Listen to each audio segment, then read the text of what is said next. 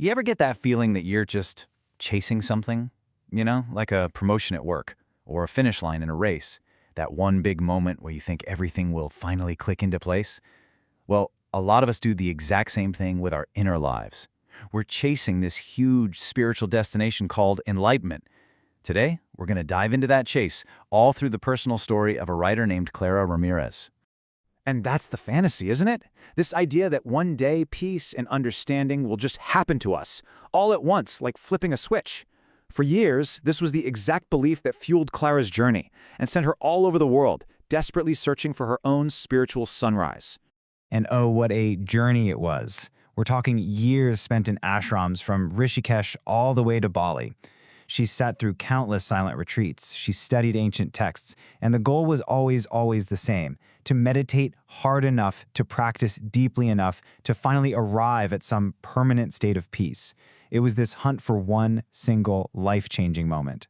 But, along the way, she stumbled onto something she never expected. Her search for inner peace had somehow morphed into just another race, another competition. She had walked right into what she calls the spiritual marketplace, a place where the ego doesn't die, it just puts on yoga pants and starts talking about vibrations. And when you see it laid out like this, the contrast is, well, it's pretty stark. On the surface, the goal looked so noble, right? I'm becoming enlightened.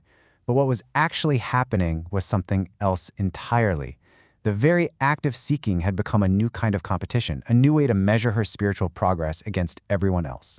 So, what does this spiritual competition even look like? Well, instead of comparing cars or job titles, people were comparing retreats.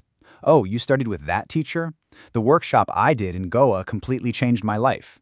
Spiritual credentials, things like mala beads or Sanskrit tattoos, they basically became status symbols. And of course, with status comes judgment, looking down your nose at people for not being spiritual enough. The hunt for peace had ironically just created a whole new food chain. And right in the middle of all this spiritual striving, one of her teachers gave her this absolute gem of wisdom. Clara, of course, wrote it down in her journal, and then totally missed the point. That deep-seated drive to achieve something was just too loud to let the message actually sink in. The real turning point, the big shift, it didn't happen in some blissful, transcendent moment. Nope. It happened in a moment of pure, grinding frustration.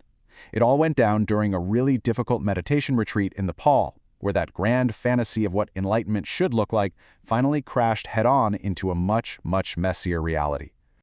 So picture this. Day one was perfect.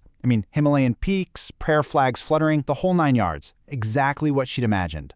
But by day 3, total misery. Her knees were aching, her mind was racing a million miles an hour, and she just felt like a complete failure. Then on day 4, something quietly clicked. She realized the suffering wasn't really from the meditation itself. It was from constantly comparing her messy, real experience to some perfect ideal she was chasing in her head. So why was it so hard? Why does she feel like such a failure? It's a question a lot of us have probably asked ourselves when we try something and it doesn't immediately feel amazing. But the answer she got would change her entire perspective on everything. An elderly nun there, named Annie Pima, gave her the answer she so desperately needed. She just said, "You think enlightenment is somewhere else, but ordinariness is the path." Just like that. All that globe-trotting, all that searching for something special and transcendent, it had been pointing her in the completely wrong direction. The real path was right here, in all the ordinary stuff. And that simple idea just completely shattered Clara's old understanding of what a spiritual awakening even is. It wasn't about waiting for some huge lightning bolt event anymore. It was about learning to see the sacred in all the small, everyday moments we usually just rush right past. You can really see the shift right here. The old idea, the one that fuels that whole spiritual marketplace, it's all about getting to that one big transcendent moment. But the new idea, it's about showing up for 10,000 small conscious moments. It's a huge shift from chasing a destination to just being in the process. So enlightenment, then, isn't some mystical state you achieve. It's a choice, a practical moment-to-moment choice. It's choosing kindness when you are absolutely exhausted. It's remembering to be grateful. And these small, conscious choices, when you repeat them over and over, well, that is the practice. So what does this actually look like day to day? Well, it's not levitating or having cosmic visions. It's waking up and just being grateful for another breath. It's cooking a simple meal for someone. It's truly patiently listening when someone is struggling. It's picking up a piece of trash in the courtyard. These simple, ordinary, selfless actions, this is the real currency, not how many retreats you've been on. This is what being present actually looks like. And that really brings us to the core lesson of Clara's entire story. It's not about escaping to find some new, better, more spiritual life somewhere else. It's about fully returning to the one you already have, but with brand new eyes, with a new awareness and a new appreciation.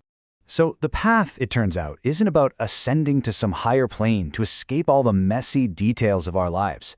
It's actually about descending right into them. The morning coffee, the difficult conversations, the boredom, the joy.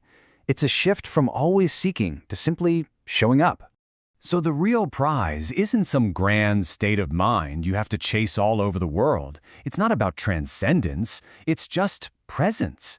Being right here, right now, with whatever is happening. And maybe, in the end, the goal isn't even enlightenment in the way we've always thought about it. Maybe it's just about being awake.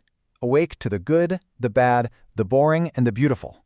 Just being awake to what is, right in front of you. And that leaves us with a pretty powerful question to sit with. What if all that energy we spend searching for something more, something better, is actually the very thing distracting us? What if the profound, meaningful life we're all looking for is the one we're already living?